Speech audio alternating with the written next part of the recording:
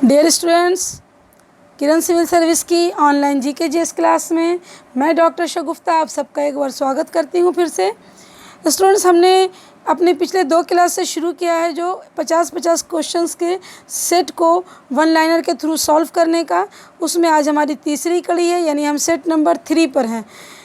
ये BPSC 66वीं PT हो, बिहार दरोगा हो या अन्य आने वाली जो भी परीक्षाएं हैं, सबके लिए महत्वपूर्ण सेट है।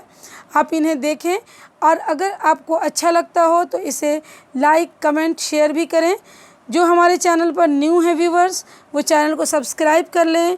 सब्सक्राइब करने के बाद उसके नीचे जो बेल का आइकॉन आता है उसे प्रेस कर लें, ताकि आपको हमारे द्वारा डाले गए सारे वीडियो के नोटिफिकेशन तुरंत मिल सकें। तो स्टूडेंट्स, आइए शुरू करते हैं अपने आज के क्वेश्चन का सेट, जो 101 से 150 तक होगा। हमारा पहला क्वेश्चन है, राजस्थान का कौन सा शहर वाइट सिटी से जाना जाता है? जैसे हम सब जानते हैं कि पिंक सिटी के रूप में हम जयपुर को जानते हैं, तो उसी तरह से वाइट सिटी के नाम से उदयपुर को जाना जाता है।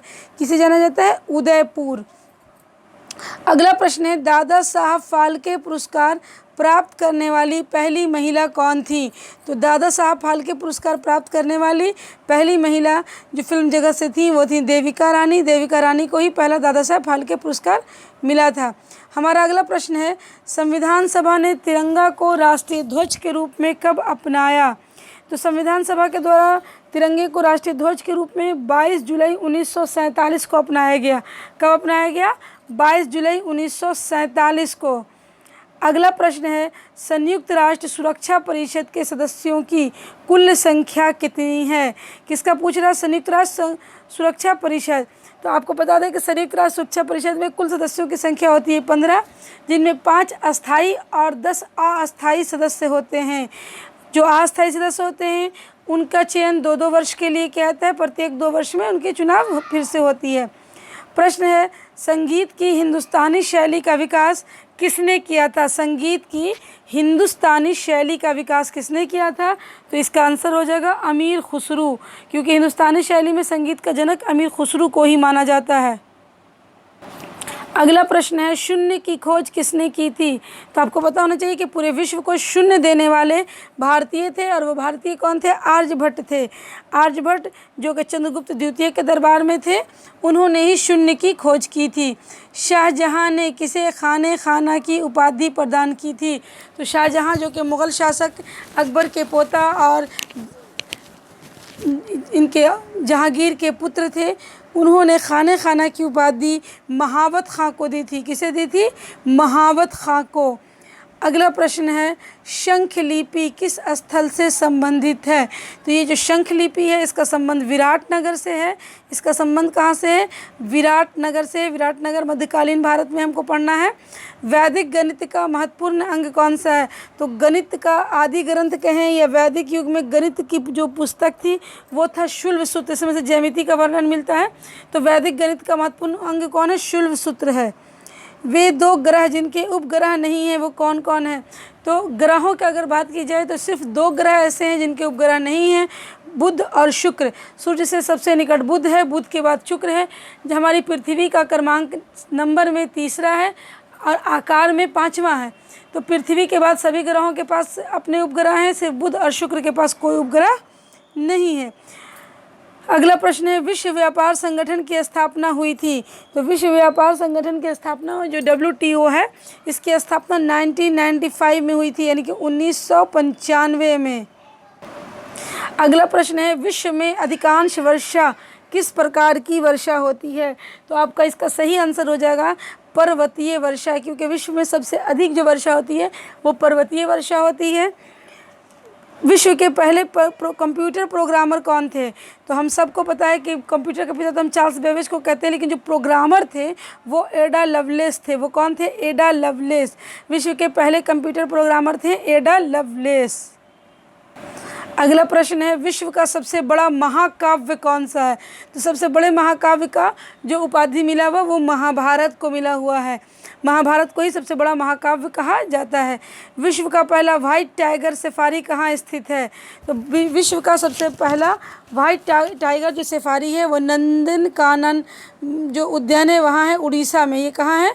नंदनकानन उड़ीसा में है। अगला प्रश्न है, विधान परिषद के सदस्यों का कार्यकाल कितने वर्षों का होता है? तो आपको बता दें कि विधान सभा का 5 वर्ष होता है और विधान परिषद का 6 वर्ष होता है। उसी तरह से लोकसभा का 5 वर्ष और राज्यसभा का 6 वर्ष। विख्यात तट मंदिर कहाँ स्थित है? तो तट मंदिर जो है ये मल्लपुरम में स्थित है। ये कहाँ स्थित है? मल्लपुरम में। कहीं भी क्वेश्चन दे देगा कि तट मंदिर सबसे मशहूर तट मंदिर कौन सा है, तो मल्लपुरम में वो स्थित है। वाणिज्यिक स्तर पर देश की पहली और सौर ऊर्जा परियोजना कहाँ निर्माणाधीन है? तो कमर्शियल पर्पस से बनाई गई सौर ऊर्जा की जो पहली परियोजना निर्माणाधीन ये मथानिया जोधपुर में है। जोधपुर के मथानिया में है, ध्यान रखिएगा। वाणिज्यिक स्तर पर देश की पहली सौर ऊर्जा परियोजना कहाँ है निर्माणाधीन? मथानिया जोधपुर में। वह कौन सा खेल है जिसमें प्रथम न आने पर भी खिलाड़ी सर्वप्रथम हो सकता है? यानी कि वो प्रथम नहीं आएगा लेकिन फिर भी वो सर्वप्रथम हो सकता है। डिकैथलॉन, इस खेल को डिकैथलॉन कहते हैं। ये खेल भारत में तो उतना लोकप्रिय नहीं है लेकिन यूरोपीय कंट्री में ज़्यादा लोकप्रिय है। वर्ष 2013 में किस टीम ने चैम्पियंस लीग T20 जीता था? तो चैम्पियंस लीग ने T20 मुंबई इंडियन ने 2013 में जीता था। किसने जीता था? मुंबई इंडियन ने। वर्मी कल्चर में प्रयुक्त वर्म कौन सा होता है? तो वर्मी कल्चर में जो वर्म प्रयुक्त होता है उसे अर्थवर्म कहते हैं। क्या बोलते हैं? अर्थवर्म, केचुआ। ल्यूकोसाइट की रक्त में उपस्थिति किस अनुपात में प्रति घन मिमी होती है? ल्यूकोसाइट की उपस्थिति पूछ रहा है किसमें? रक्त में। तो ये औसतन 6000 से 8000 प्रति घन मिमी होती है। किसकी? ल्यूकोसाइट की। लेंस की क्षमता का मात्रक क्या है? आपको लेंस की क्षमता का मात्रक डायोप्टर है। क्या है? डायोप्टर। लहसुन की मंडी कहाँ है? लहसुन आप सब जानते हैं, लहसुन मसाले में भी यूज़ होता है, बहुत सारे औषधीय गुण के कारण औषधि में भी यूज़ होता है। तो लहसुन की मंडी कहाँ है? बारा में है। लहसुन की मंडी बारा में है। Races and cultures of India नामक पुस्तक में संथाल जनजाति की जानकारी मिलती है। इस पुस्तक का संबंध किस लेखक से है? तो races and cultures of India एक पुस्तक है जिसमें संथाल जनजाति का वर्णन है और इस पुस्तक के लेखक हैं D.N. मजूमदार। कौन है? D.N. मजूमदार। रूठी रानी पत्नी थी। रूठी रानी एक थी जो किसकी पत्नी थी? तो मालदेव की। किसकी पत्नी थी? मालदेव की। राष्ट्रीय पहचान प्राधिकरण के प्रथम अध्यक्ष कौन है? तो राष्ट्रीय पहचान प्राधिकरण जब बना इसके प्रथम अध्यक्ष बने थे नंदन नील केनी। कौन बने थे? नंदन नील केनी। राष्ट्रीय प्रतीक में सिंहों की संख्या कितनी है? हमें जो अपना राष्ट्रीय प्रतीक है उसमें आप देखिएगा एक बार में देखने में 3 सिंह दिखाई देते हैं जबकि एक चौथा पीछे की तरफ होता है जो चारों पीठ सटाकर बैठे हुए हैं, चारों दिशा देखने के प्रतीक हैं। तो इनमें सिंह की संख्या 4 है। क्वेश्चन है, राष्ट्रपति कितने समय अंतराल के पश्चात वित्त आयोग का गठन करता है? तो एक वित्त आयोग का गठन 5 वर्ष के लिए होता है। तो जब भी दूसरा गठित होगा तो 5 वर्ष के अंतराल पर ही गठित होगा। अगला प्रश्न है, रामचरण तेजा जिन्होंने अपना हिंदी फिल्म पदार्पण फिल्म जंजीर से किया था किस अभिनेता के पुत्र थे? तो रामचरण तेजा जो थे ये जंजीर फिल्म में आए थे अमिताभ बच्चन और जय बहादुरी के साथ और ये पुत्र थे चिरंजीवी के। ये भी मशहूर एक्टर रहे हैं चिरंजीवी और ये चिरंजीवी के पुत्र थे। राज्य में लाल परवा मार राकर व भोंटा नामक मुद्राएं किस क्षेत्र में हैं? तो ये जो मुद्राएं थी मृदाएं हैं ये मिट्टी हैं ये बुंदेलखंड में पाई जाती हैं। यानी कि लाल परवा मार कर मिट्टी हो या भोंटा नामक मिट्टी हो, मृदाएं मतलब मिट्टी होता है, ये बुंदेलखंड में पाई जाती है। कहाँ पाई जाती है? बुंदेलखंड में। राज्य में कितने डीम्ड विश्वविद्यालय हैं? तो हमारे यहाँ राज्य में 3 डीम्ड विश्वविद्यालय हैं। कितने हैं? 3। राज्य की कौन सी जनजाति इस्लाम धर्म को मानती है?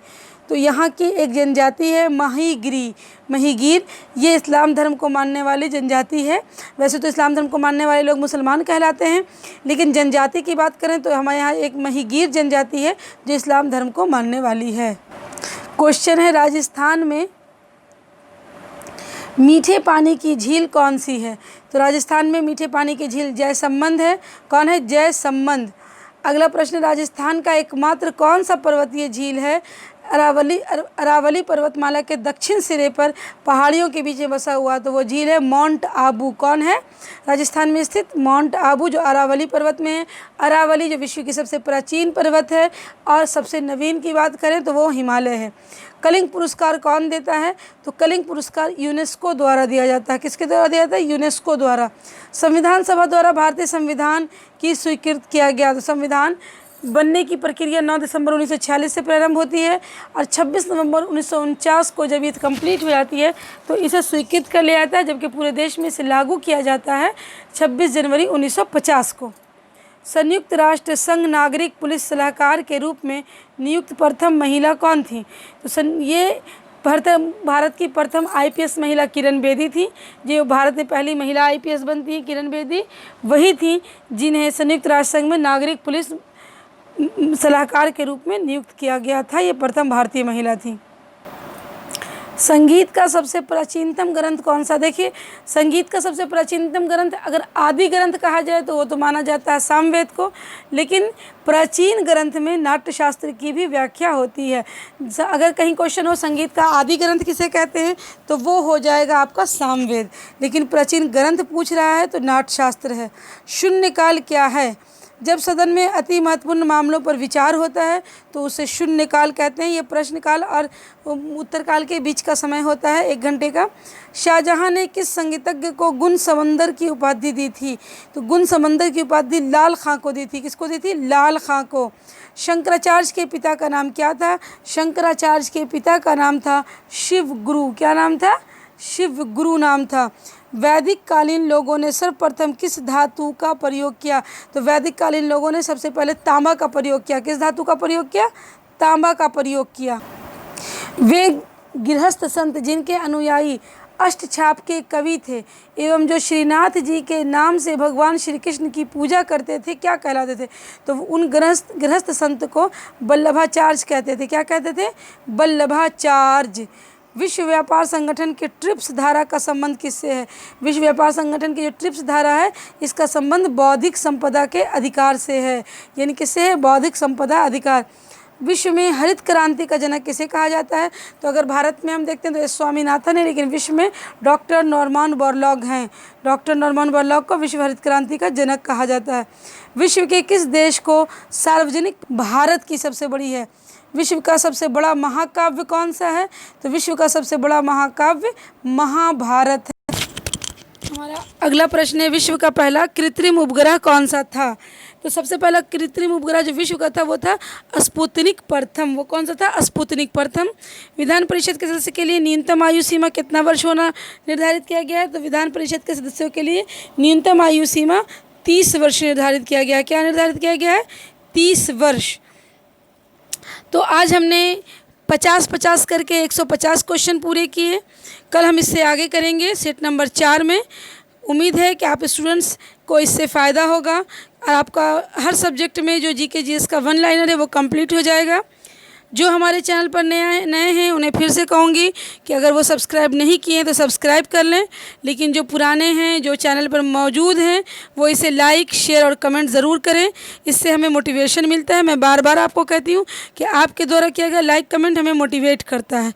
तो बाय बाय स्टूडेंट्स, आज के लिए इतना ही।